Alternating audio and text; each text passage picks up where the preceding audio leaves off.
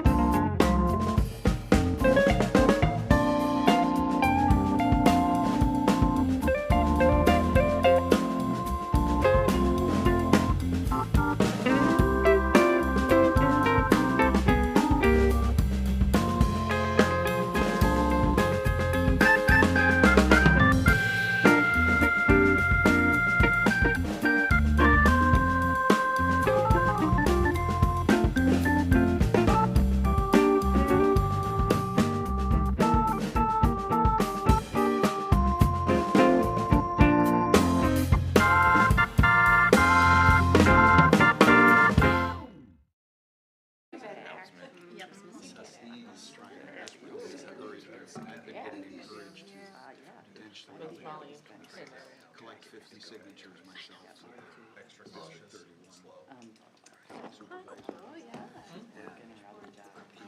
Good afternoon. Now we'll get started. I'll call the order, the Village Board of Oregon meeting for Monday, December 15th, 2025. Ask the clerk to call the roll, please. Higgins. Here. Kirchdorfer. Here. Knipfer. Here. Marks. Here. McDaniel. Here. Peterson. Here. And Van Campen. Here, thank you. Item 3, approval of December 1st, 2025 Village Board meeting minutes, if correct, and corrections of mistakes, if any.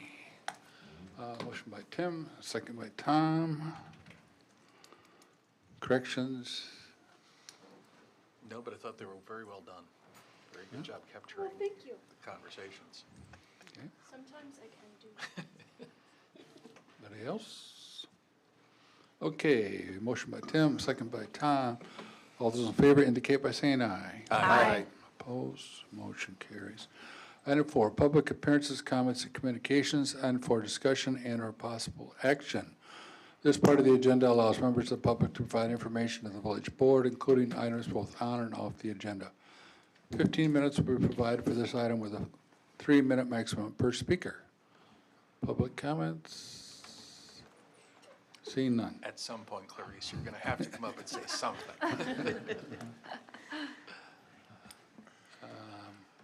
We'll have to pause for a moment.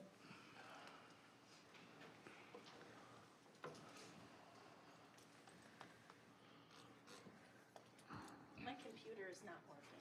Oh, Oh, no. do we need to, That's right. I'll figure it out when we get going here. all right. Item 5, approval of vouchers in the amount of $706,569.88. For motion to approve, Tom and Tim. Questions? Tom? Just had one observation, I guess, on page, it'd be 15 of the packet, it's page 8 on the, it's just the biggest bulk of these charges this month is coming from the Oak Street Phase 1. Is there still a lot of items out still on that? You've got about $300,000, almost $330,000 here. Do we have a, is that the project seems pretty done. Yes, that's the major payout for that project. So we'll revisit it in the spring, but intentionally so that we could put through change order 2 tonight. I'm sorry. Change orders 3 and 4, we did pay it out pretty much in full. Okay, thank you. Anybody else? Okay, this is a roll call vote. We have motion by Tom, second by Tim. Kirchdorfer, Yes. McDaniel, Yes. Marks, Yes. Knipfer, Yes. Van Campen. Yes. Peterson, Yes. and Higgins. Yes. Thank you. Item 6, consent agenda, items 6A through 6Q. Staff recommendation, motion to approve. Paige and Rich. When you hit the whole alphabet. Questions on these items? Lynn? Yeah, I mean, there's a lot of items, so I have a lot of questions. Okay. I'll start at the top, and maybe if other board members also have questions on that same item, we do it all together. I don't know. I'm not the chair. go- You are. You do Please this go job. ahead. Please go ahead. Item C, the Alliant Energy work for the underground distribution. Just a couple of questions. First of all, this number is scary to me. Coming to terms with it, it is what it is. It's got to be done. But looking into some of the details of this, easement preparation is a line item that is also non-refundable. I'm sorry, I don't have a page number for you, Rich. Starts at 92.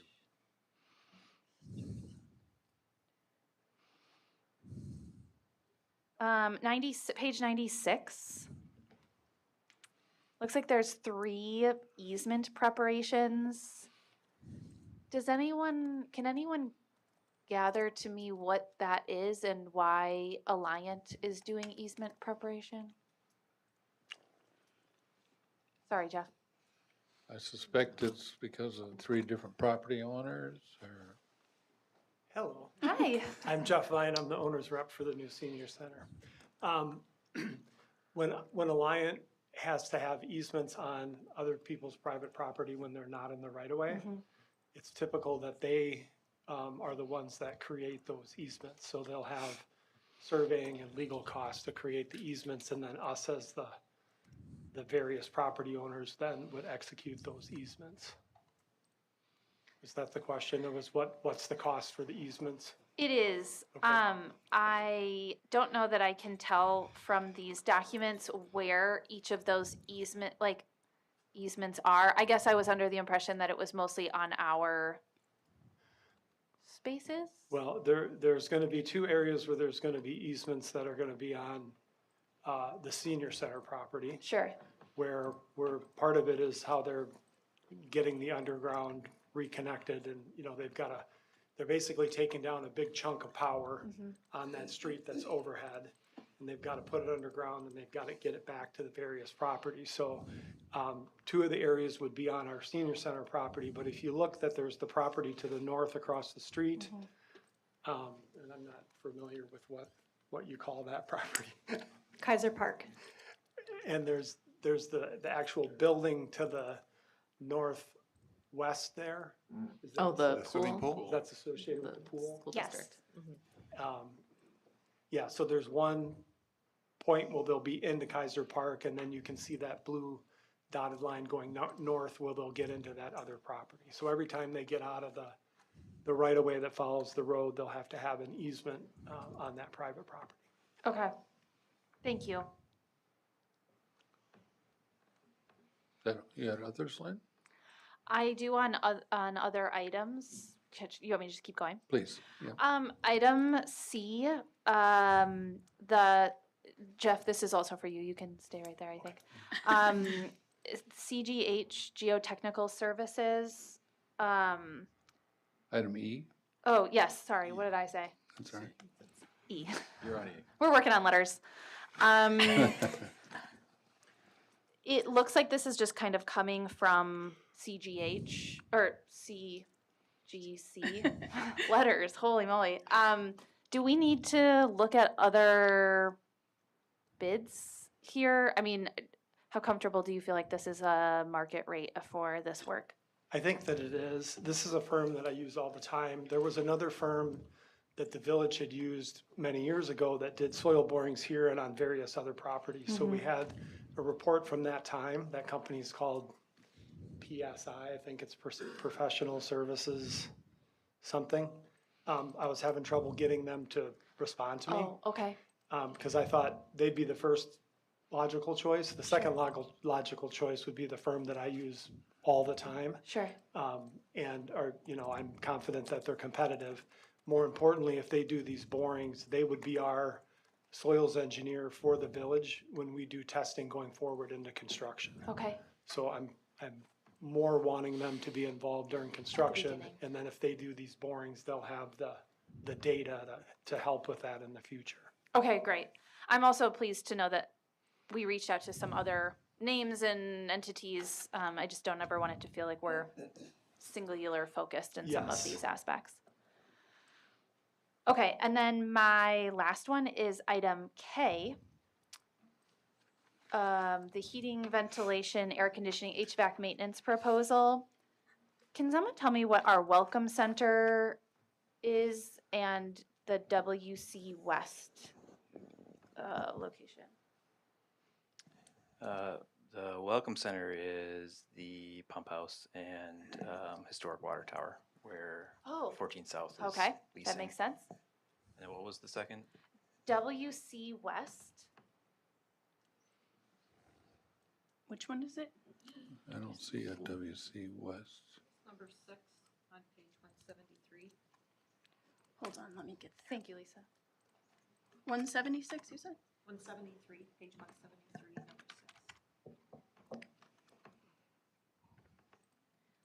I think it's supposed to be JC West.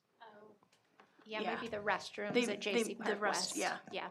It's just Got looks like an it. error. Good catch. Like, I don't know that I even caught it, but Yeah. perfect. Thank you very much. yeah, JC, yeah. Okay. Anybody else? Tom, and then Amanda. I have a couple.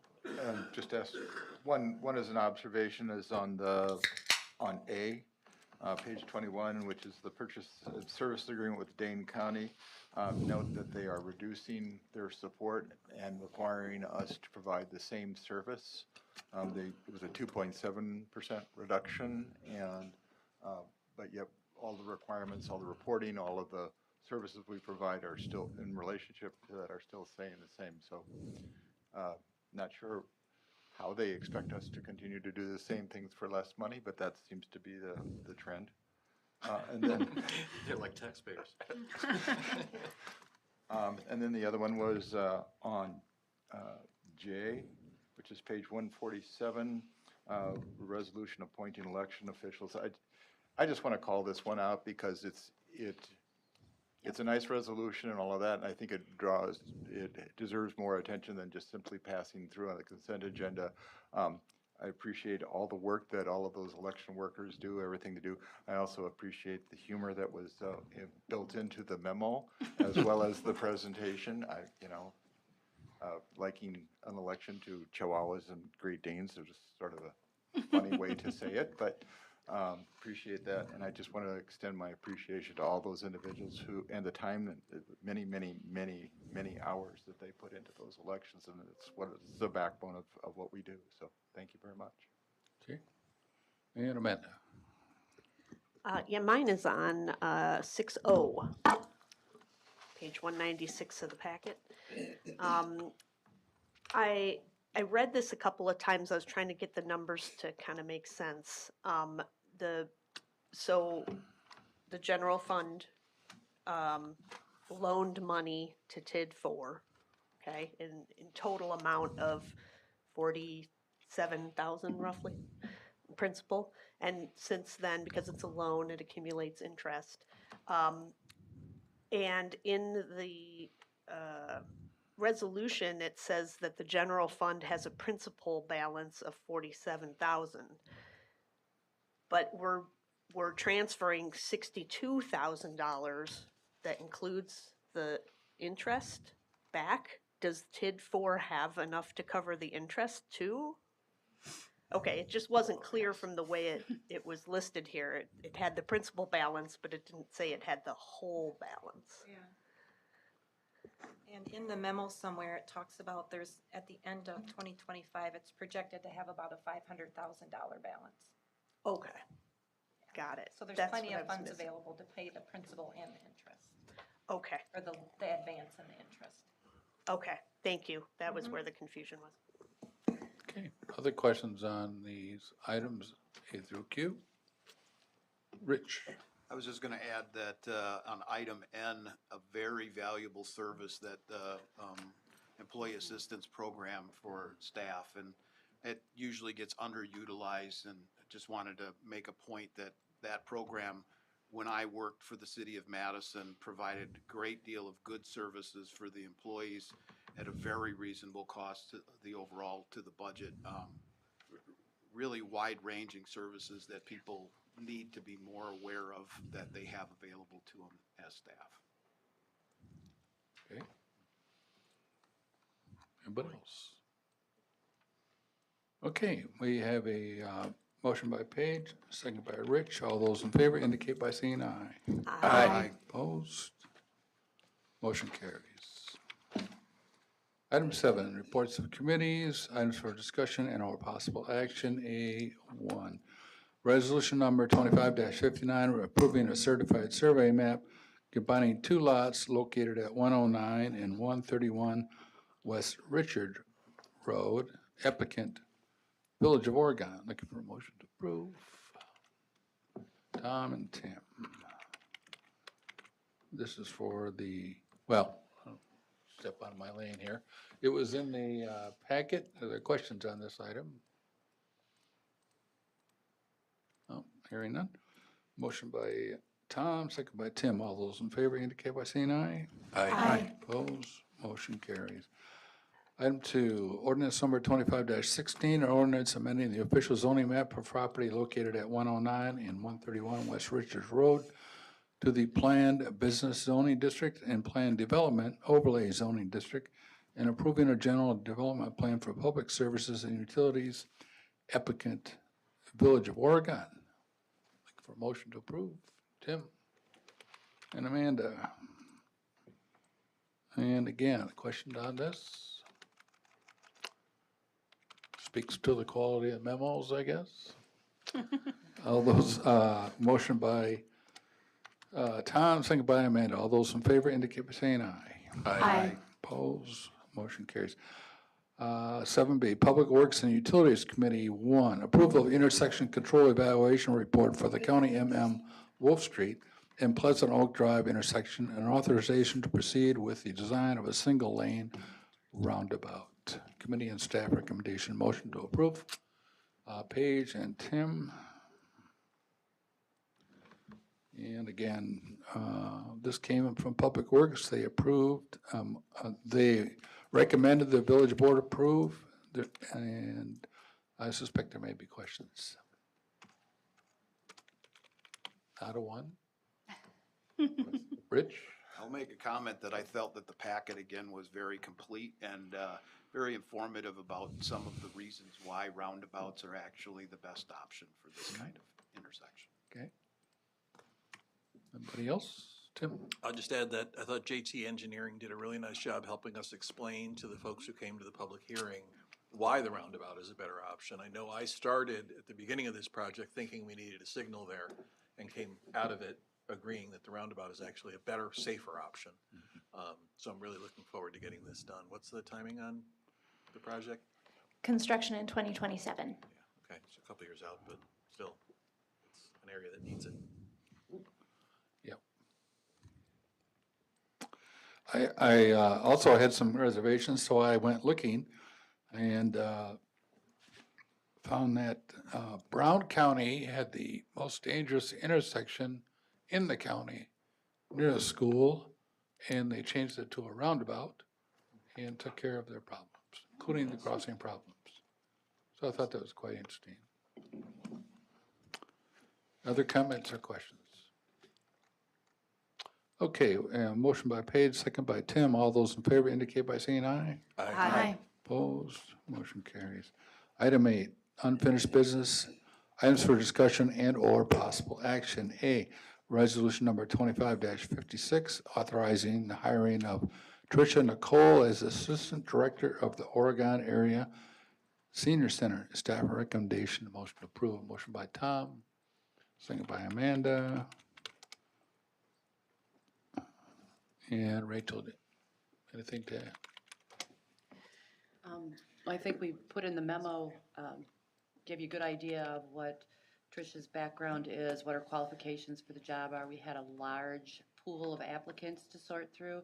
The Council on Aging Personnel Committee, which included Tom Kirchdorfer from the board, worked its way through a lot of information, a couple of rounds of interviews, some skills testing. So we feel like we really have a pretty good handle on the candidate that we selected. Also went through the village's background check process, which is thorough, and no concerns raised there. So we're very excited to have somebody with the kind of experience that Tricia has stepping into this role. It's never easy to lose a long-term staff person who just has a tremendous amount of history and historic knowledge, but times change, people move on, and so we feel like we've got a really good candidate to step in. So we're excited. Tom and then Tim. I just want to echo Rachel's comments. I was privileged to sit on this committee. There was many hours spent in interviews. We started with a pool of over 20 candidates, 27, 28, something like that. Candidates got it down to 6 that we interviewed. That's a lot of interviews. And then we still went through a second round of interviews after that. And those were long interviews, and the scheduling didn't always work out. We wound up spending many, many hours. Clarice put a lot of time into it. Appreciate all the work she put into that, and as well as the members of the other members of the personnel committee. So I think it's a very thorough evaluation. Tim. I have no doubt it was a thorough evaluation, but did you verify that she has a sense of humor? Everyone's sense of humor is their own. Yeah, we'll see how this one plays out. Yes. Rich. I was going to add that I noticed that she has a lot of experience in working with volunteers and recruiting and doing that kind of thing with volunteers, and that's going to be very helpful in her role. And always happy to steal a little talent from Stoughton, Wisconsin.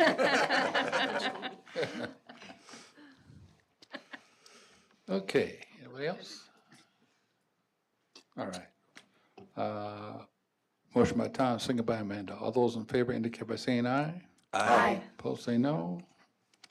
Motion carries.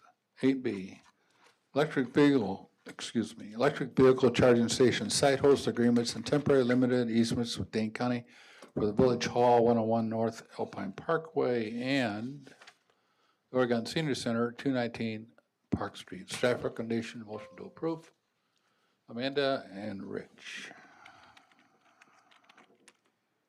Questions, comments? Yeah. Tim?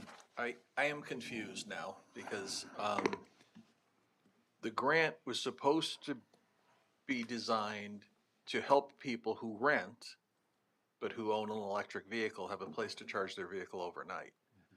And yet the selected sites aren't really near rental properties necessarily. And I realize some of this was that group selected them, but I'm confused why they selected these 2 sites. Any insight? I don't have a ton of insight. I think there's a little bit of context. I think a lot of the conversation was around apartment dwelling residents. However, that's a tricky situation because we don't want someone to use it every single day. You know, we don't want to essentially fund people's personal chargers. So I think the general, I could look up the line on the website, but I believe that the line or the purpose, the mission of Charge Up Dane County is just to broaden the EV footprint in the county so that it is reaching, or that it's established in areas of the county that are not as EV friendly.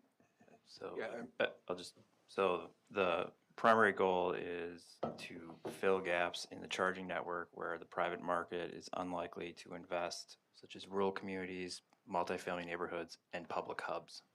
Public hubs. Okay. Right. Rich? It's my understanding that this is funded not only for the capital cost to actually build it, but for the first 5 years of the actual functioning of the thing. So there's not very much downsides budgetarily in doing this. It seemed to me like actually finding parking spaces that were going to be advantageous and available and not impinging on overall parking requirements was gonna be probably the more interesting conversations. So seems to me like this is something that we should be doing because it supports all of the ideas that we have for our future planning and footprint for carbon-based stuff, so. Okay. I just disagree with that, because I don't think it will help people who drive electric vehicles unless, because it's slow charging, it's only good if it's near their home. Because you're gonna have to get a full charge, park your car there for at least 8 hours. So that's gonna take up a parking space at the senior center all day for somebody who's walked from their home, probably. Or it may sit there overnight. So, I mean, to me, it would have made more sense putting it near rental properties. And that was when I went and met with the Charge Up Dane people and talked to them about it, they said that's what it was. That's why they did it this way. So it just seems like, it doesn't seem like they're doing what they said they wanted to do is my objection. It'll be fine. It won't hurt us. I just don't understand how it's gonna help anybody. Amanda? You know, initially I had the same kinds of thoughts, but level 2 chargers can be used. They don't, I think the goal of this isn't to allow someone to park for 8 hours to charge their entire battery. The goal is to have a place for people to plug in while they do something for a few hours at a time. You want it to be not a quick, I'm just gonna run in for 15 minutes kind of errand. Someplace where people are gonna congregate and sit for a little bit, whether they're at a restaurant or the library or, but, people come here, if they're here for a meeting, they might be here for 2 hours. If they go to the senior center, they might be taking a class and eating afterwards, and they'll be there for a few hours. And it gives them enough of a charge that it's beneficial without taking up all day at the charger. That's my interpretation of why this might work. Do you know how much charge you get in 2 hours on a level 2 charger? Between 10 and 20 miles. I mean, that might get you home. That's about it. So If you're running low, it might be a good thing. But yeah, if you don't have enough to get home, yeah. Okay, question, and this might be for Larry. In a couple of places it says 4 to 5 parking spaces. And 2 questions from that. One is 4 to 5 in each location? Is that the way, Martin, I see Martin nodding yes. That's correct. Now, which leads to my next question is, does that mean that we have an option to choose 4 or 5? Yeah, I think that if we chose 4, we could choose 4. It says 4 or 5 in the agreement, so. Okay. Yeah. I would make the case for 4. And that is, these effectively become no parking spaces. And again, let me back up. I fully support this. But these effectively become no parking spaces. Not so much, well, maybe a concern here, but certainly a concern at Village Hall. That's 5% of the parking that we'll have there. I believe it's 90 spaces, Jeff? Hello, Jeff. Senior Center, 90 spaces, is that right? That's what I recall. So if we can, I've just, like propose that we designate 4 unless they come back and tell us it has to be 5. Accordingly, I'd make an amendment to the motion that would say that we would specify 4 spaces at each location. Amanda? Do they typically install these in even numbers, like pairs? Isn't there one usually thing how I that see 'em. feeds two chargers? Okay, so it would be, it makes sense to have an even number, I guess. I'm not opposed to what you're suggesting. If we wanted to say that, I think they'd probably do 4 anyway, but. I think part of it is a bit of a logistics discretion, because the senior center site plan, which you can see right there, and they've shared with us, at least preliminarily, it's only 4 spots, but they're taking up essentially another spot to accommodate an ADA EV spot. So I'm not sure, I don't know that this village hall has been completed or shared with us yet, at least preliminarily.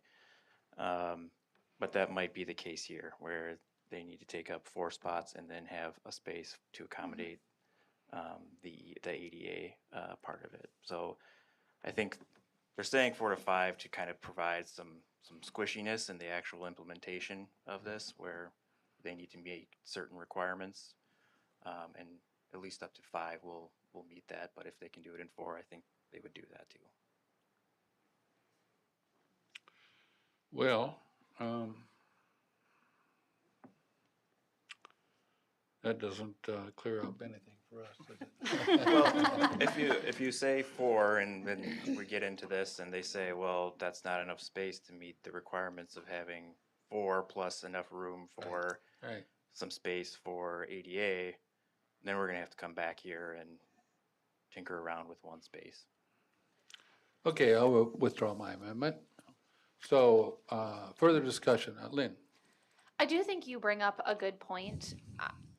So, because I sit on the EV commission, I am sort of aware of some of the conversations around this, and I know that there have been other municipalities that have dropped out of the consideration for this program because, well, originally these agreements weren't super kind. I don't know what the word is I'm trying to say to municipalities, and so, kudos to you guys for doing this work. I do think that there is a little bit of negotiating room, I believe, in some of these agreements because they are really looking for site hosts. So, I don't know how much these plans are set in stone, but if I'm looking at that, if we took out the charger at the very top with just the 1 space, No, the idea is you park on either side of the chargers. The yellow is the access. Right. The parking spot is the gray. Because some cars have the connector on the Sure. one side, some have them on the other side. sure, but I guess what I'm saying is like, what if we got rid of that whole charger and the 2 state, like the 2, like, if we sort of said that our preference is to only have the lower one, In other words, only 2 spots. Yeah. I guess. So one of the things to the other discussions, Please. you're right about the original agreement, and we were nervous that if they didn't move on it, it would be something we'd have to come back and tell you wasn't a great idea, a lot of risk. But everything was, my expectation is that the first evaluation they'll do with a question like this will be, what is required under the federal grant program? And that's to some of Tim's comments too. They're really, every time we asked for a change, they were talking about the constraints they had under this system and under this grant program. So it'll be interesting if we asked that, whether or not it's something they would even determine that was doable and to use this grant program. So we can certainly ask that if you'd like.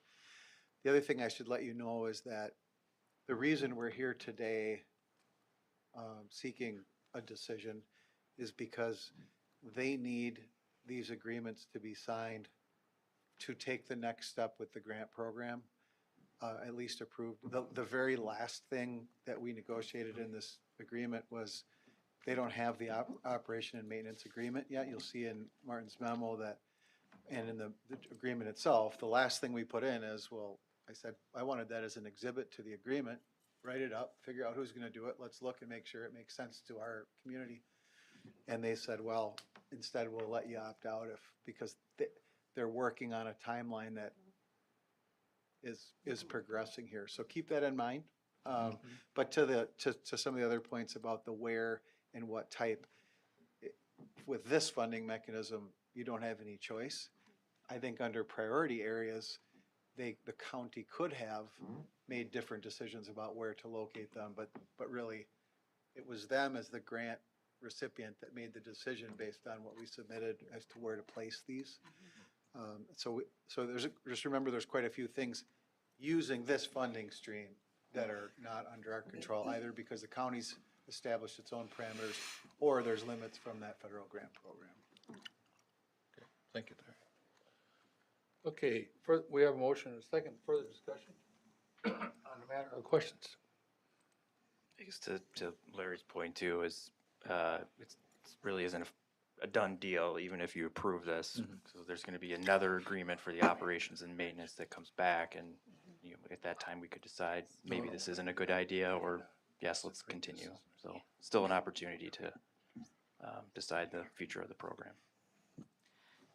And I'm sorry, Phil, one last thing I will say, the second part of this funding has yet to come from the federal government, so there are quite a few Potential steps off-ramps. ahead of us that could change. Well done there. Amanda? Would that federal funding be secured before anything actually happened on this project to make sure it was paid for? Yeah. I mean, okay. And that's really what they need, these agreements in place to go do, is to secure that. Okay. Further discussion? Rich? I guess one of the thoughts that I had when I was reading this is that when they mentioned 4 to 5 and I saw the drawing as 4, what I pictured that they meant was as well, there's really 5 normal stalls there. And they have to use 5 stalls to create 4 when you add the ADA EV to this. And so I think 4 is really what the number is. I think you're correct. And when I think about it further, I think that's correct. And with Martin's explanation. I do not believe we would get 3 chargers per location under this. It's 2, however many, I don't know how they're designed, if there was ever one that had a long cord you could take to another spot, I doubt it. They're never long enough. Yeah. Okay. Any further discussion? Amanda? I'm just gonna say, I like this, and I think more and more people are going to be having electric vehicles, and I think because this is potentially going to be completely paid for, I'm good with it as it is. One last clarification. Yeah.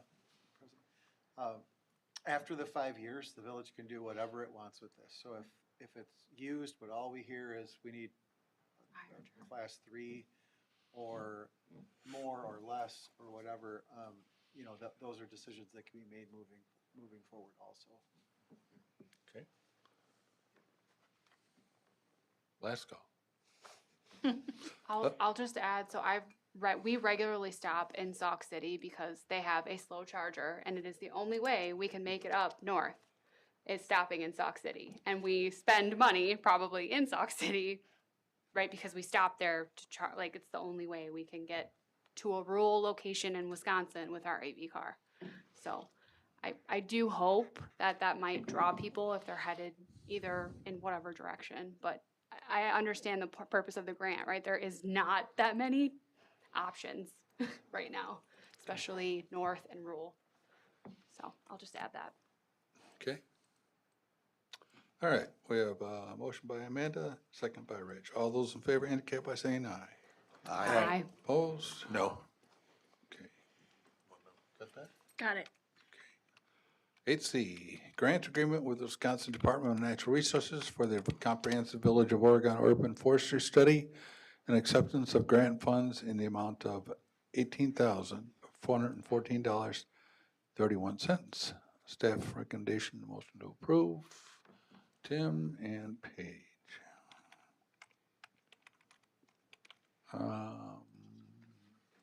Anyone want to add what's in the packet?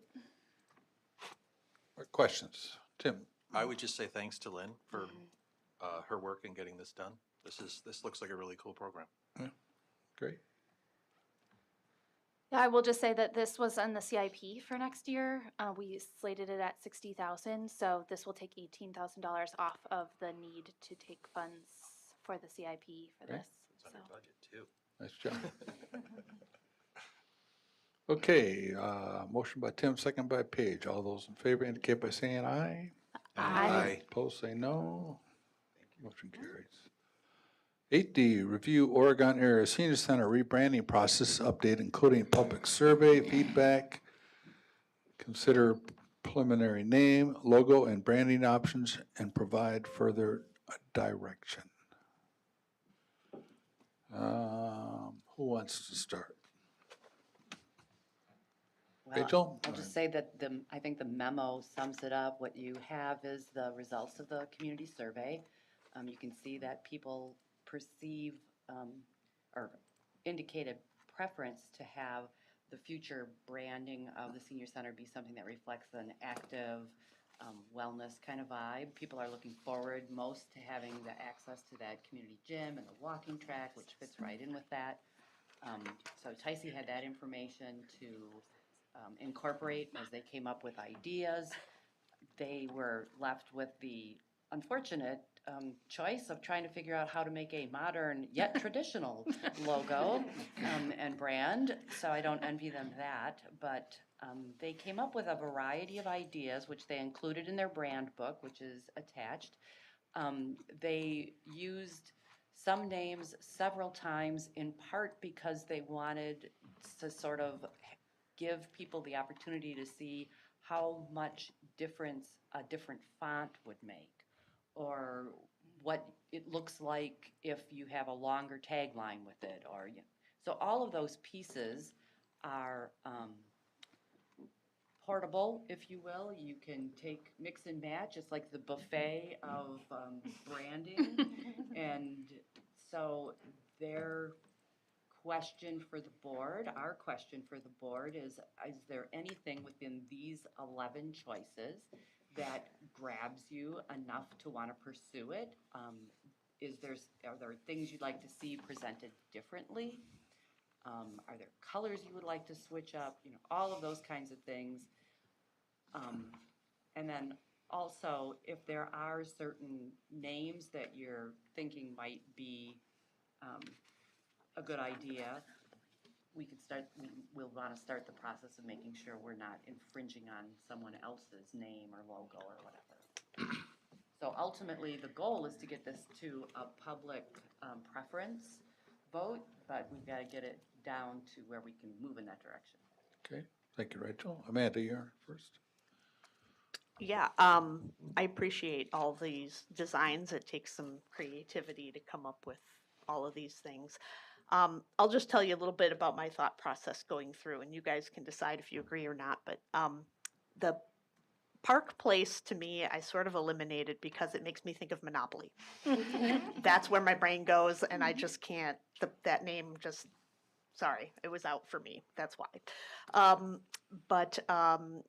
You know, I was looking at concept 4 for a long time until I realized there were like a lot more to go through, but I like the motion implied in the letter R there, how it's kind of like a person going forward, and that was really neat, and I like that use of it.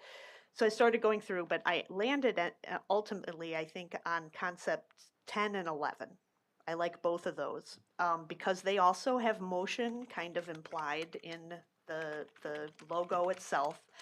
The logos are simple. That's another requirement that I personally have for logos. Can like a 10-year-old recreate it if you gave them some crayons? Like, it's got to be easy enough. And some of the other ones were more intricate, complicated, and I like simple and clear. And then so the S in Park, I kind of like Spark also because it's on Park Street, and that's included in the name, which was really clever. I think that's really neat.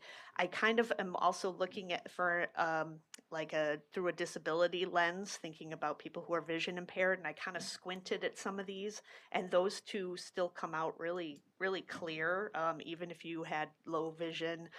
The only thing I'll say about concept 11 is the type in that one was too too light to still be visible really, like a bolder font or thicker lettering or something.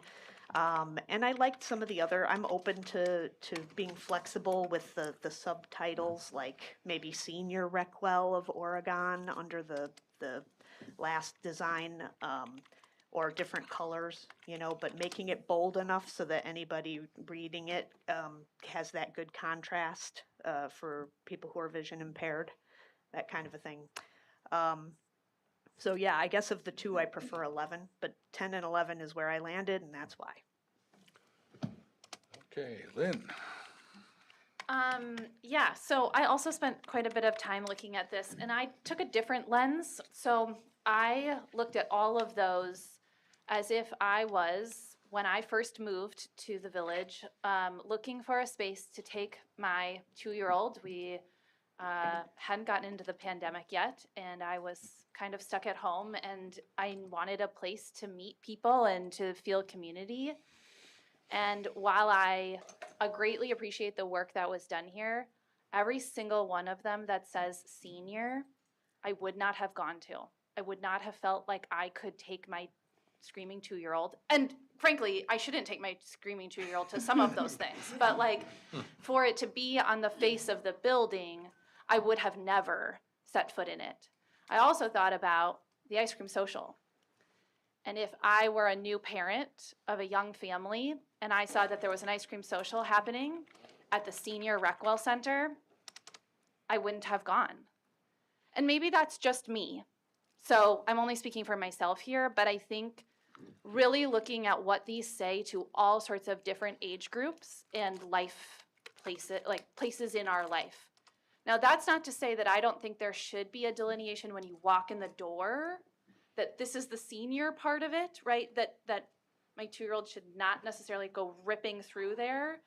But that if we're gonna put it on the portico where I park the car, feeling like I can get out of the car with the kids is so important to me, because I feel like, especially if we're having this community gym space, and we just want more community, right? Within those walls, breathing life into those walls. I think the senior piece really I struggled with. I also really liked the Spark name, but I almost felt like when we were at Park Place, it was very like elevated, elegant, and then when we got to Spark, it was a little bit more simplistic and childish, if you will, and I struggled with that a little bit. I know this feedback is very vague, and clearly I am not a graphic designer, but I just think that I was really looking for Ticey to provide us with some really innovative ways to say a senior center without the name senior, because we've talked about that. And I didn't really feel like I got a lot of that in those taglines, I suppose. The names themselves are great, but I just want to really be cautious about the tagline having senior in it. Tom. I guess I reacted to the senior being used within the tagline. I also reacted to Recwell. When Amanda says I want something clear and concise and something that really tells me what's going on, I had to go back and I had to, what is a Recwell? And I just, it didn't work for me. So that kind of blows up half the taglines, but, or actually a lot more than that. I did like Compass, only from the standpoint that it's a little broader, it's more directional. I think I like Spark, but I think it is getting, now we're talking about a daycare center as opposed to a senior center, so it's almost getting too far away from that more formal thing. Park Place, I had all kinds of problems with it. Monopoly, Park Bank, Park Street. It just went on, and you know it just wasn't working for me. Really didn't like Elevate at all. Rise, I could be persuaded to like that maybe, but And it was, of the Spark designs, it was 10 or 11, probably 10, a little bit more, than it's just a more active kind of look to it. Is that the kind of feedback you're looking for here? We want to know what the board thinks. Tim? Yeah, I don't know that you do. I honestly don't like any of this. None of it worked for me. Like Tom said, Recwell is killing me. I don't like that word. I don't like a lot of branding. Like if you saw what happened to Trustees has a new name, and it's, you know, it's a consultant name they came up with, like a lot of companies have gone to, like NVIDIA and Altria, and these words that they're making up. And I don't think it does anything to communicate what the brand is about. I do understand we want to create some more community, and we want to maybe avoid the idea of just calling it a senior center, because a lot of people that might use the services don't consider themselves seniors. I'm in that group. But I also think we have to be clear that if you just moved to town and you're looking for the senior center because you used to go to the senior center when you lived in Middleton or wherever, like I want people to be able to figure out that that's what this is. So I don't think we can take senior completely out of it. Graphically, I thought the concept 10 and concept 4, where they were trying to use letters to show some level of movement, I thought was okay. I didn't hate that. Where they were creating this sense of motion or something. But all of the names, I mean, I agree, Park Place, first thing I thought about was, you know, where's Boardwalk? And Elevate and Compass just sound like, you know, so many other places. I don't know, when I went through this, my first thought was I wish we had more to choose from, because I didn't like any of it. Who's next? I'll go. Rick? I liked Park Place. Only because I do like the already branding of that particular pair of words, but I also think it's probably going to be an issue with it being overly used and possibly not something that even we'd be able to get the copywriting on or whatever that you're looking for somebody else possibly already having that. And could be confusing for people that are looking for a bank or something like that. So yes, I didn't have anything that jumped out at me as a specific one that I felt everything was there. I did feel like also including it too closely, the senior word being somewhat exclusionary in its nature when you see that as part of the tagline. So I don't have a particular one on here that I really like. I like the motion, I like the color.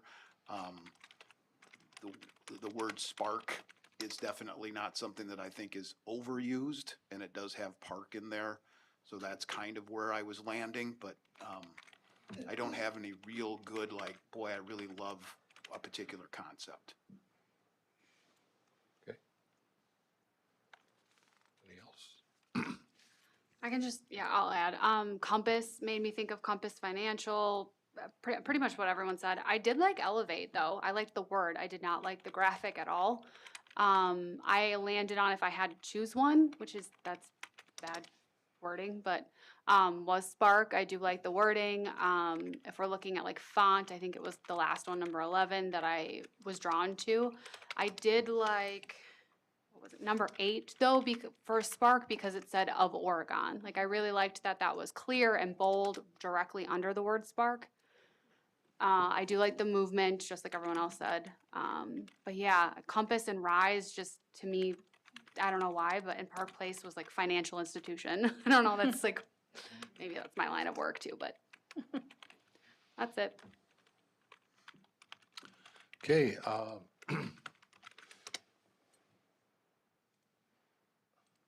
I like Compass, sorry, gathering my thoughts. Compass, only because I didn't really care for the others.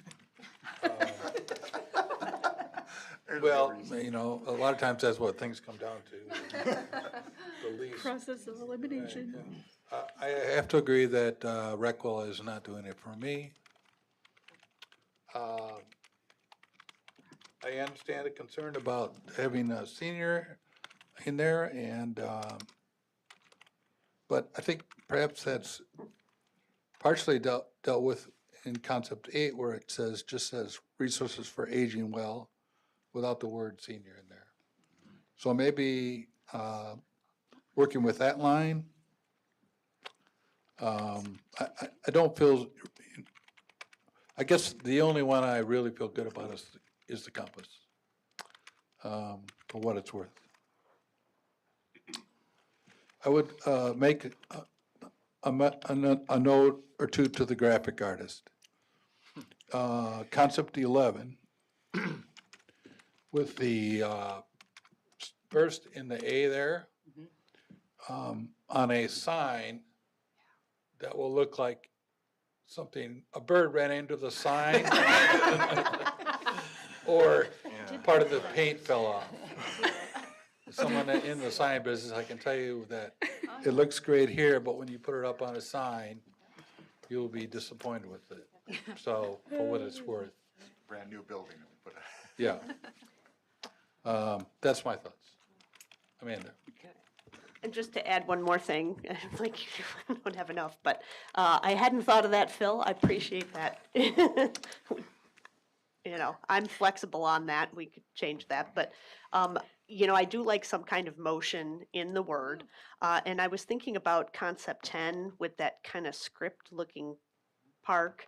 And while, yeah, most people are going to be able to read it, it's kind of a cursive K, and they're not teaching cursive in schools anymore. And like by the time kids, yes, but by the time some people get to use it, maybe it might seem dated.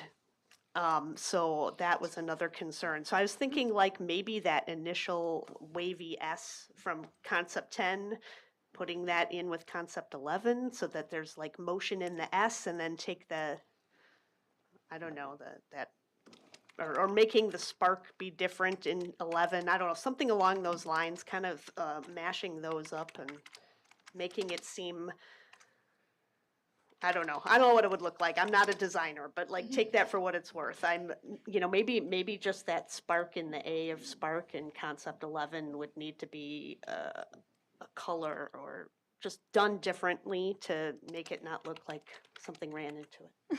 Yeah. I agree. It's a good point. Okay. Tim and Tom, then Lynn. I had kind of a random thought here, and I don't know if from a process standpoint this would make sense, but when I sit in the planning commission meetings, particularly John and Patrick have some very good design ideas when we're talking about buildings and such.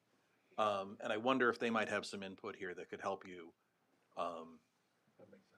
just to kind of get their perspective on it. They're pretty plugged into sort of the look and feel of the village, and they often have design ideas even to the point of like, you know, when we were designing, what was it, the well at Richards Road, you know, they had ideas of how exactly to present that to the community. And I wonder if they might be helpful just in terms of defining some of the things we're not liking about this and putting it into a design that might maybe fit what we're trying to say and not finding the words for. Okay, Tom? I just was going to comment on the compass in that design. I did think that their little guy in the middle was clever. Way to do compass. Then they used it actually in a couple of the same kind of imagery in some of the Park Place ones as well. So that might be a way to fashion some of the activity. I think, again, we wanted to show the activity element of it, different designs of that. Okay. Lynn, you're next. Yeah, I was just going to say, and respectfully to Phil, I didn't like the aging well. I don't think aging feels fun at all. Wait till you turn 60. I mean, to me, it's like resources for living well. instead of aging well. I also want to make a point that we're putting a really hard ask to Ticey to brand something that is trying to capture really broad spectrums of purpose and age and focus. And so I'll come back to this, that if they believe that it is smarter for us to do sort of just a name for the building and then those taglines, again, separated for the specific areas. I know we're also talking about a logo for your newsletter and your letterhead. And so to me, there's a difference between when we put it on the front of a building and then when we put it on a piece of paper that's getting sent out, right? And so if we have, like, in my mind, it's sort of like, okay, let's just use concept 8 for a second. If we use Spark of Oregon, and that's just what the name of it's the Spark Center or the Spark of Oregon, and then your specific letterhead or logo kind of indicate for active adults or for aging or whatever that might be, maybe that helps. I don't want Ticey to feel like we're trying to get them to encompass everybody if that's really not tenable, especially for something that we're trying to just put on the front of the building.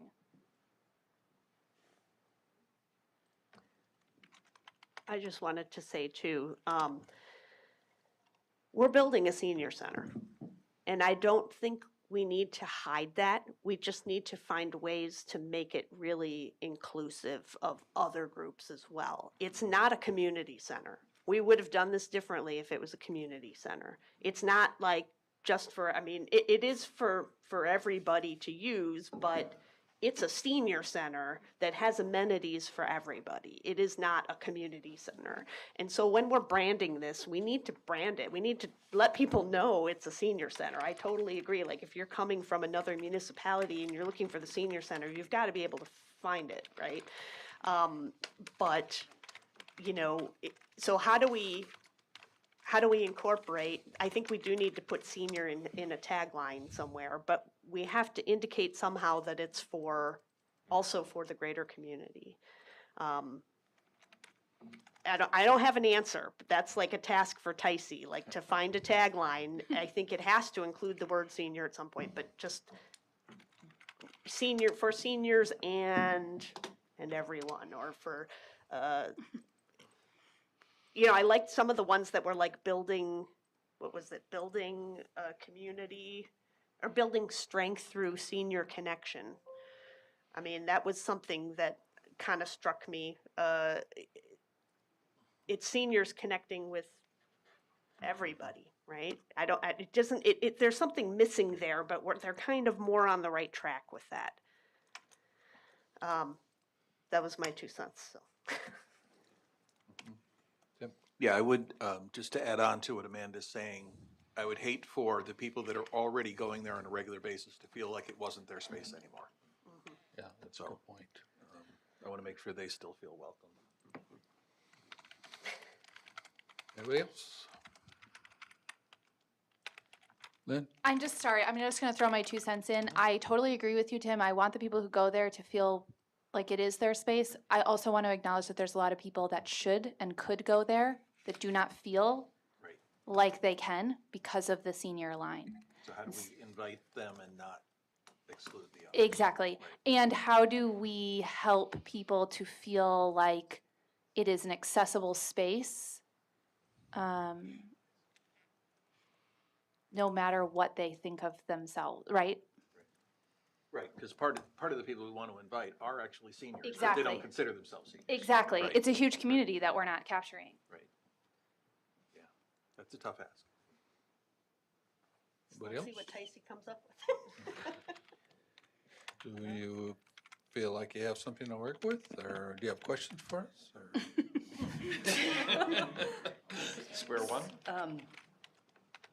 So it's interesting to hear your responses because they're not that different than the staff's responses when the staff had a look at these. There were some people who thought that, one name was great and somebody else would look at them and say, no, that's just a monopoly word. So similar.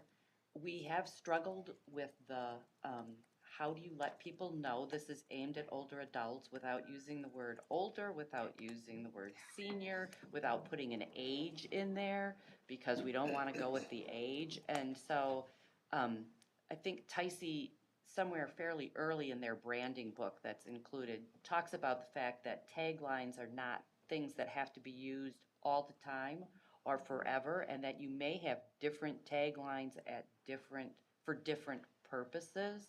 So we may like the tagline engage, explore, energize as a general tagline, but maybe on the senior center's letterhead, we have something that includes the word senior or whatever, to the points that some of you are making. I guess what would be helpful for me to go back to Ticey with is a sense of, do you generally like these color palettes that are being presented? Do you have any, are there any of these taglines or secondary lines that you feel should be included, or do you look at all of these and go, nope, swing and a miss? There's nothing here that we want to use. Do you feel as a board sufficiently strongly that you don't like the idea of a Recwell Center, that you just want that concept pitched out? You know, if we can give Ticey more to go on than we don't like these, let's try again. That's kind of a big, broad direction to provide. I think I'm hearing that you like the movement in some of these, that you like the active sense, that using letters for movement is a good thing. You're not so sure about senior, you're not so sure about Recwell. I'm just looking through my notes here.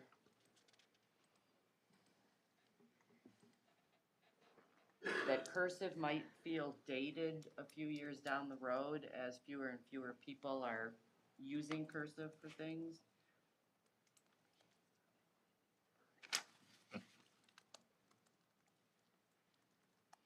I did get the resources for living well as opposed to aging well, which is a great concept.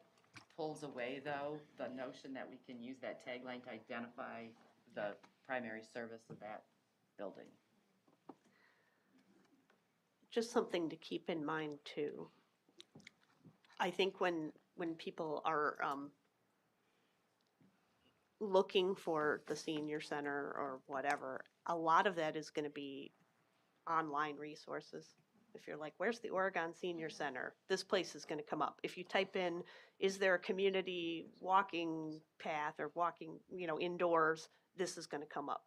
I think it's going to be, like, if you do it correctly, I think people will be able to find it. And in the materials that we have on the website or in brochures or however we're going to do this, getting the word out, we're going to be able to convey that it's a senior center and it's for people in the greater community to do activities.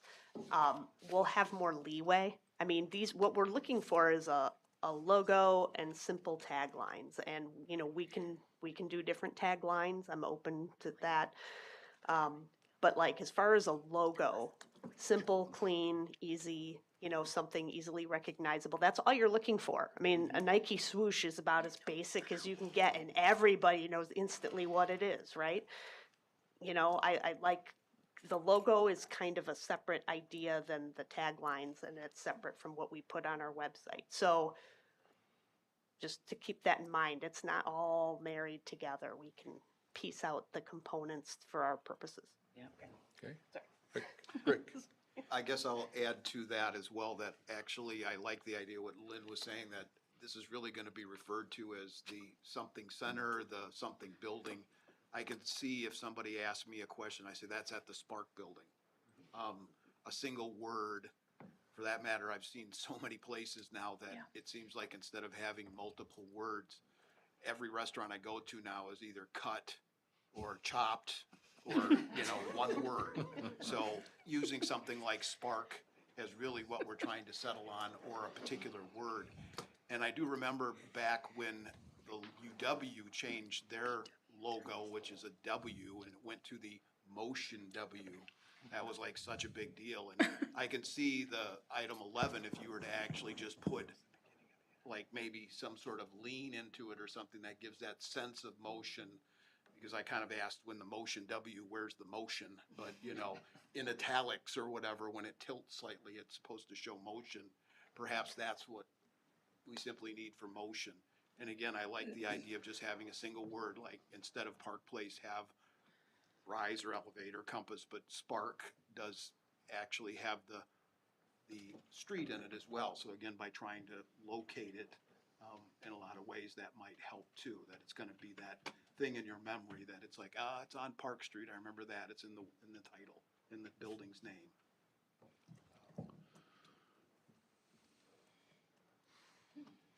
Okay, so we can all agree that compass is the least objectionable. Hey, to Rick's point, I thought that was one of the things that was attractive about Compass, is that Compass Center, it kind of, flows rather than, just a thought. So if our goal, if the board's goal, based on the process that you approved earlier in the fall, is to ultimately have 2 or 3 choices that will be presented to the public to narrow down, do you feel like amongst all of you, you can pull together like, oh, let's continue on with Spark. There's enough support that's not terrible. Or maybe you think it is terrible and not enough of you are like willing to see that name on that building. Do you feel like there's any of these that we want to keep to move forward with as one of those potential 2 or 3 choices? And if so, which ones? And if not, I think we can do that quickly, but Tom, go ahead. Okay. I guess I would make a suggestion of 2 or 3, and people can pick and choose from that and add or delete.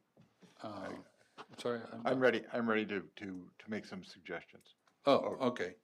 Well, go ahead. Okay, I would suggest Compass with, rather than Senior Recwell Center, more of Compass of Oregon, or a simpler tagline like that.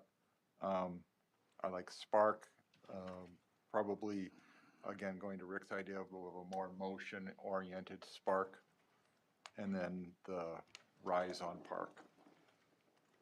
Sort of gets to where it is, and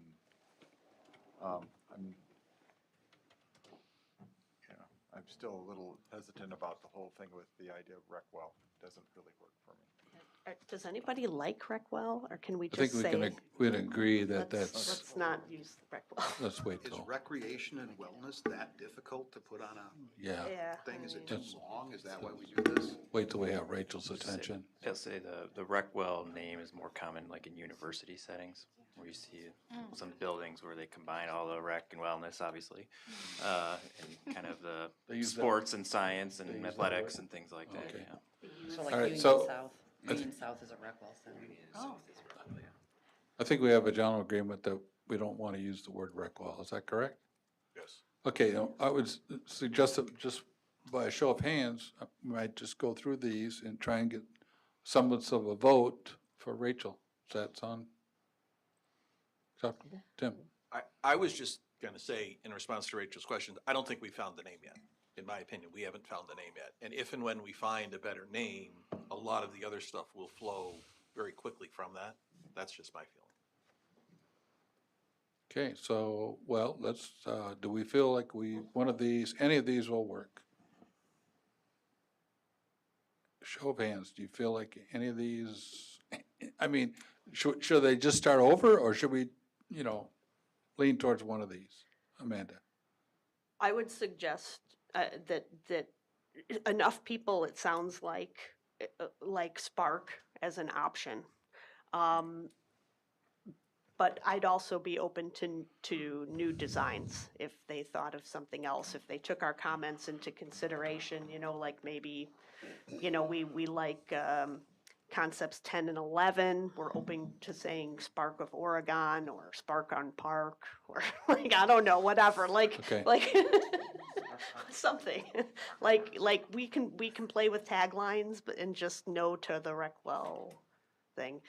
I will just say also, I forgot to say this earlier, I really like the color in 11, especially because the building itself is a little bit bland. It feels very institutional, and like having a logo with color is gonna pop more and make it stand out. So I like the use of color. So. Okay, so back to the, go ahead, Lynn, you look like you're gonna say something. I was just gonna say, I'm a better, and in my, just my opinion, I'm better at identifying what I don't like. And Okay. like, concept 5, I don't know how the rest of you all feel, but like, I don't need to see concept 5. I don't need to see that, the logo, elevate, everything in lowercase, drives me crazy. Concept 5. So you want to do a reverse vote, maybe we vote, you can vote against things. How about that? Voting against 5. Okay, well. I mean, if we're voting against, I'm voting against Well, all Park Place. yeah, but voting like just saying what you like and don't like isn't gonna Park work. Place can go. So, yeah. That's right. You can do it, Candy. Herding cats, Let me offer something. Please. So it sounds like, so we're looking for 2 to 3. It sounds like there's at least enough interest in Spark to say to Ticey, do something more with this based on our comments. We're potentially interested in it. And maybe the rest of it is just, can you come up with 2 more original ideas in addition to that? Okay, so, they can do some work with Spark, but we're ruling everything else out? Is that all in agreement with that? Okay, Good with that. thank you, Martin. And just to Tim's comments, would you like us to refer this to the Plan Commission? Maybe not at this point, but if we come back with some more original ideas. Even if you could just get those 2 guys to weigh in. Yeah, right, no, that's a good You idea. know, maybe offline. Well, I Is think that- we does it need have to to be an go to a open meeting, meeting? yeah. Okay. But I think that's a good idea. I hadn't thought of that, and I think it is a good idea. But would that be after we see the next round? Okay, after we see the next round, then we'll send it to planning commission. And then I'm assuming it'll come back to us. But I think we'd get some really valuable input from the planning commission. That was a good idea. So, does that make things a little better for you? Okay. I do have one question though, and that is, do you feel, so Park Place was do you feel any differently about the concept of 219 on Park? Does that have any appeal? That's a different design. We didn't see that. No, you didn't see that, but it's sort of like, they may ask is. Sure. You know, because there's kind of a, you know, talking about trends. It's Yeah. kind of trendy right now to go with addresses for buildings. And so, you know, if that's something that you're like, oh, that might be okay, How about Waterman Place?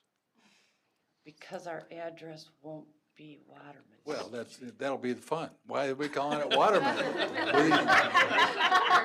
Well, there was a street, one street. Sorry. Well, it'd still be a Waterman Street, because Waterman Street's. Oh, that's true, because Yeah. I kind of like that myself, but go ahead. So, go ahead, finish your thought, I Rachel. was just gonna say, so, you know, if there's any thought that maybe that's one worth pursuing, I don't know that we want to ask them, hey, if you're gonna design 3, make this one of them, but I'm just curious about that. 219?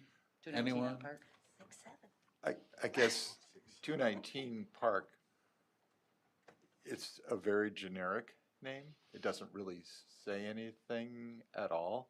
So it would be really driven by the graphics and the support that would go with it. More so than some of, you know, like Spark is like, there's an energy to it, there's something to it. 219, it's not that I have an objection to it, but then I'd have to see what we're doing with it and what it Yep. would really. Good point. Okay, Thank you. have what you need? I hope so. Okay. Tyson Me will let us too. know. I'm going to encourage them to tune in and watch the recording of the meeting. Yeah. They're probably drinking by now. Okay, moving on. Thank Give you her my all. address. Let's see, 8E, Village Board Strategic Planning. There was a very helpful memo in the packet. There was some discussion or some valuable information, but I think the important element here is this statement. The number and complexity of these tasks will be entirely meet and realistically exceed the amount of staff time and village resources available over the next 12, 18 months and beyond. So, if nothing else, I think we need to deal with that aspect. We could have a strategic planning meeting and actually use that to pare back some of these items. I don't know when necessarily we can sit here and do that tonight, but thoughts?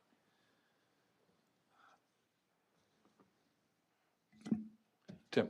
I do Sorry. think we need to come up with a process for kind of prioritizing these, which are the more important ones and which are the ones that if they had to be postponed till future years, they could be.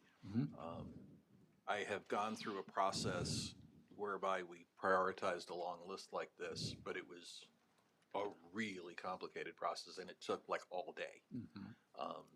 Where we go through and kind of put it in a matrix and you rank every one of the priorities against every other one. Is this more important, less important? You can't say equal. You have to choose and it has to be consensus. So you debate it kind of endlessly. We might wind up killing each other at the end of it. That's one way to do it. But, another idea might be if we all kind of selected our top 2 or 3 and then we created from that a group of 6 or 7 that represent the top half of our priority list. Does that then become more doable for village staff, Mark? I mean, is there a number that you'd say we could handle 7, but don't give us 12? Depends on what are they. Right. Are there other numbers that you would say that? I think I think it depends on what it is exactly, in terms of the resource needed to accomplish it.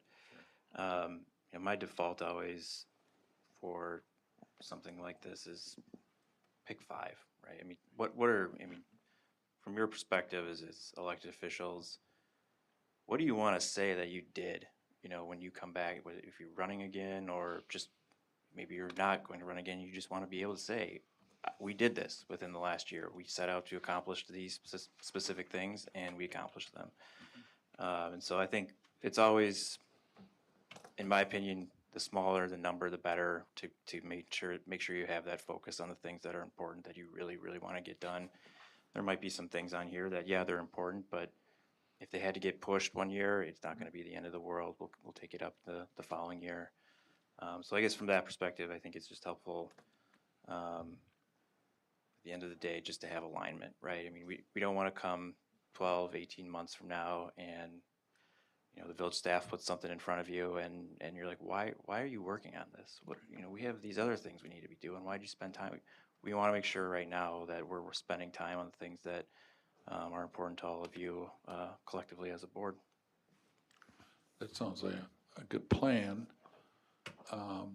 Taking that to the next step, you would provide a list, I'm presuming, of all of the items on there, and you have each board member pick 5, and then when we're looking for consensus within that 5, within the meeting, how do you see that working, Martin? Yeah, we can do that. I mean, there might be things that y'all care about too that aren't on this list that you might want to have in there. I think if we're going to do, and just back up a little bit, but if we're going to do sort of a similar strategic plan that we've done sort of these last two cycles where we have sort of a list of things that, you know, here's the stuff that we want to accomplish over the next 12 to 24 months. Yeah, I think it's just a matter of whether it's in a regular village board meeting or a special meeting. You know, we can put this list in front of you and certainly work on this list a little bit more too. And then also all of you bringing your ideas and things that you want to get done. And then it's just a matter of the board discussing and deciding, you know, here are the 5 things that we agree on that we want to do within the next 12 months, or maybe we feel like some of these things are a little bit easier, that we can knock them out. Maybe it's 7 things or 8 things or something like that. Or maybe we have 1 or 2 things per department or something like that, or per topic area or something. I think it's just a matter of having a little bit more discussion on getting the sense of what's important and some of the things that we need to get done. I mean, there are some things on here that we are definitely going to have to do. We're definitely going to have to recruit for some of these positions that will be opening up over the next 12 months. That's going to take some time. We've talked about some of these projects as part of the budget, so there's some money set aside in some cases here. So I think it's just a matter of understanding what the board wants to do here, and then just aligning what we're capable of doing as an organization to those things. So, excuse me, you could provide such a list, and then I'd like to suggest that you would indicate which ones are the must-dos, so that that comes out of the equation of what we might discuss. Okay, so Lynn, go ahead. I also wondered if getting some anonymous feedback from staff might be helpful. One of the things that I noticed here was like the sick leave payout or parental leave policy. And that it would drastically change my prioritization if I felt like staff gave us the feedback that this would keep me here, or this would retain me, or maybe it's something more like maybe it's this project, you know, this study, this plan would really help me in my day-to-day work. Maybe it is not their department. And I don't need names. I don't want staff to feel like we're asking them to do our work. I think it's just a matter of if a staff member wanted to weigh in and give us some feedback, it would really change the way I think about some of these potentially. Yeah, and it's interesting because in this current, I guess, 2-year strategic plan, the 23-25 one of the original goals in there was to do a survey of employees for benefits, and just like what you're talking about. Now we ended up taking that out when we decided to do the referendum. So I think, to me, that's maybe a good first task, is just, we've never done a survey of what employees find to be valuable from a benefits standpoint. Maybe there's things that we're doing that we're spending money on where people don't really care about it. And so I think that was, I remember the original conversation with that was, we need to get some data, some metrics on maybe we are going down a wrong path on certain policies or something like that. Okay. You want, how much time would you need to do that, Martin? You want, looking at February, you think, or?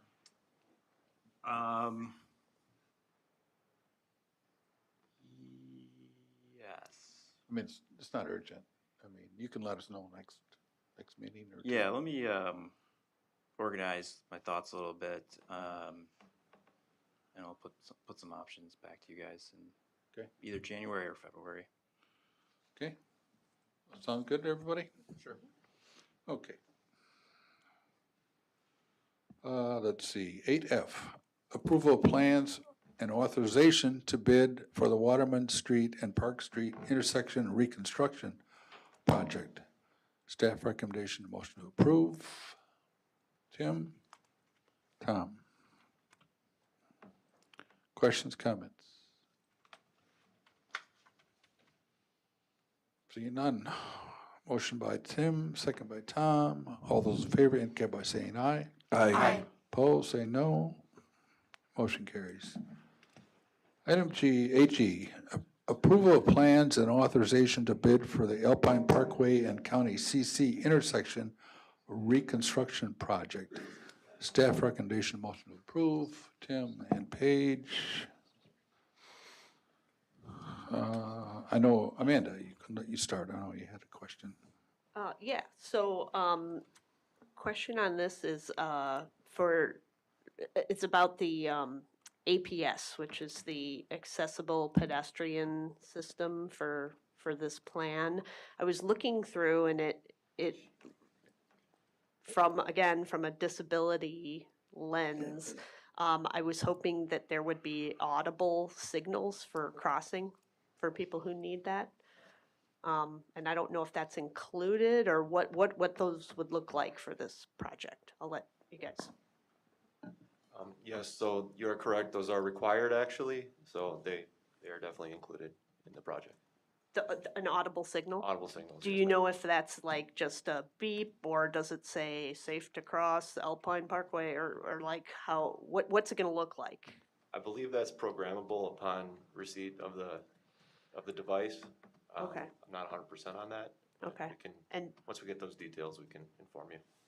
yeah, I mean, I'm interested in also ones, there's new ones. Again, I don't know what this costs, I'm just throwing it out there. There's a lot of different signals. I've gone down the rabbit hole lately because I had a constituent contact me. Her daughter is vision impaired, and going forward, I think we should have audible signals, but there's a wide variety of what those look like. And so, like there's ones now that will measure the ambient volume of the environment and it will amplify the volume. So like if there's a loud truck going by, it'll increase the volume for people crossing, and then decrease it again when they get back, as the volume gets quieter. I don't know what that costs, but let's look into that because that's really cool. I think there's a lot of directions we could take this. And now I just want to say too that this is one person who contacted me about this topic, and I don't want to make it sound like we should do this just all for one person. To me, this is how serious are we about DEI? How serious are we about being an inclusive community? And this is something that could benefit other people too. Like, let's say you have little kids and they, does it hurt to also have an audible signal to help teach them when it's safe to walk or not? Or, anybody can use these signals. It makes for a safer intersection regardless of ability level.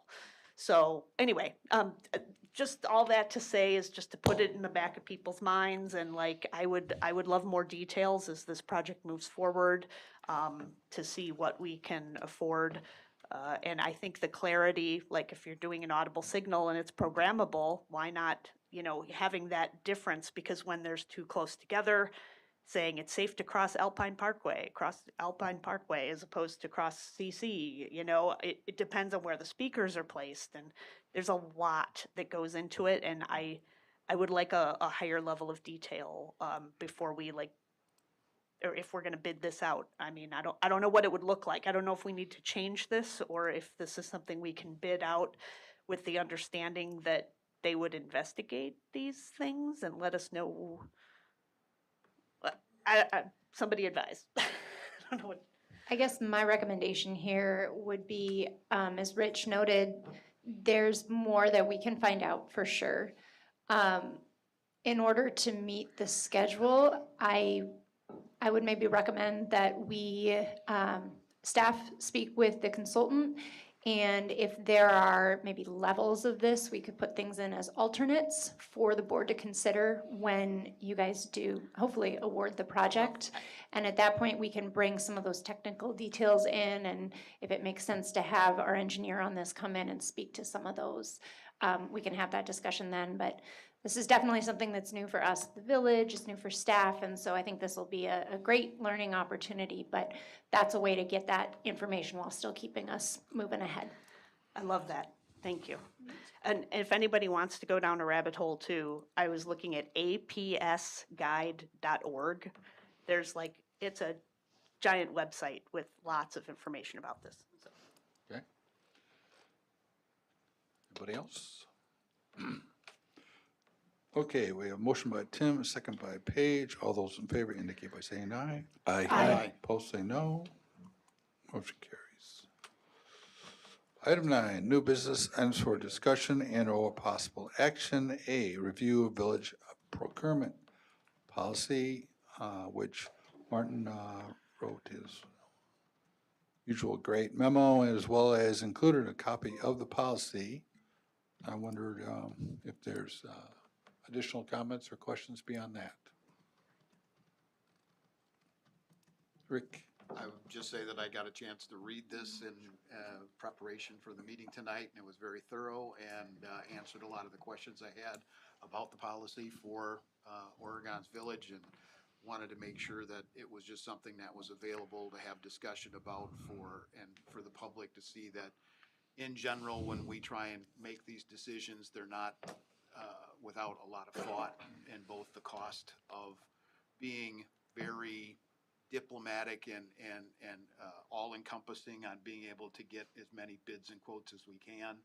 On the other hand, we're regulatorily required to do things a certain way, and we also want to make sure that we're not wasting a lot of staff time on something that ends up being a small number. So it does indicate the thresholds that we usually go by, and it does indicate that we have the ability, except on, I think, maybe federal projects or whatever, to be able to lean into local proposals or being able to accommodate those smaller businesses and local businesses that we want to encourage to present proposals to us. Okay. Thank you. Anybody else? Jim? Yeah, I would second Phil's comments that this was another great memo.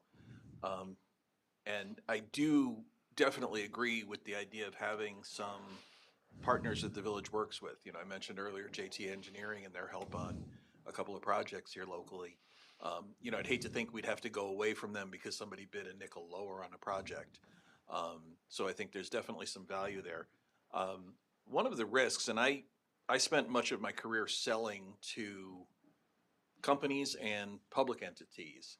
And a lot of times we would always work from a sales standpoint to try to get them not to put it out to bid.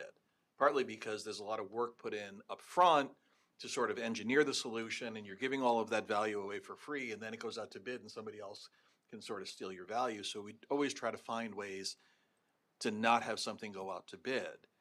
But that was also in our self-interest because that protected our margins as well. And I can say that as we as suppliers worked with a lot of different public entities, over time our profit margin grew on that account. And it grew partly because we were adding a lot of value and the customer was seeing that value and willingly paying for it. But also it was true because we weren't being pressured to keep our prices down. And so I think sometimes there's value in sort of putting something out, maybe not to bid, but to shopping once in a while to make sure that we're getting competitive prices. And I would just offer that as more of a guideline to staff, that once in a while, if you've worked with somebody for like 3 years, once in a while, just look around and see what else might be out there to make sure you're not missing something. You know, I think an example of that might be like what we talked about tonight with the senior center. I wish we had 2 or 3 other companies telling us how we ought to brand the senior center. Because maybe there'd be an idea in there that would spark us. Well played. Nice. Interesting concept, Tim. Anybody else? Okay. Item 10, reports of village officers, department heads, and consultants. This is for information only. A, the village administrator report. B, village consulting engineer report, 2025 wastewater upgrades project monthly report for November 2025 from Town and Country Engineering. And C, finance director report, building permits, impact fees, and connection fees collected through November of 2025. I had a Tom? question on the water treatment I'm plant. sorry. Go ahead. How is the project going? Are they on time? Are things occurring? This doesn't really tell me whether they run into any major roadblocks or things are going well, or, Yeah, things are going quite well, especially for a project of this magnitude. We will be bringing likely a change order in early January for some work. It's not unexpected. The site work is usually where there's the most number of unknowns, and we've certainly found some interesting ductwork and pipe work that people put together over the years that was maybe backpitched in many areas. So that'll actually be a nice touch point as well as far as the progress of things. But I can say that for the magnitude of this project, it's one of our least dramatic, shall we say. Town and Country's been doing an excellent job of kind of managing it. Staub's been an excellent partner and an excellent contractor, and things are moving ahead on schedule, which is about the best that we can hope for. So it's been going quite well. thank you. Anybody else? Okay. Item 11, announcements and miscellaneous business. Announcements, comments, communications, upcoming meetings and events, and miscellaneous business. Start with staff, department heads. Nothing there. Okay. And the village board. Nothing again. Merry Christmas. Christmas, everybody. Happy holidays. 11B, future agenda items. This item gives village board members the opportunity to place a topic on a future agenda for discussion and or possible action. And a Happy New Year. Okay, item 12, as our business is concluded, without objection, we are adjourned. Thank you all very much. All right, thank you. Thank you.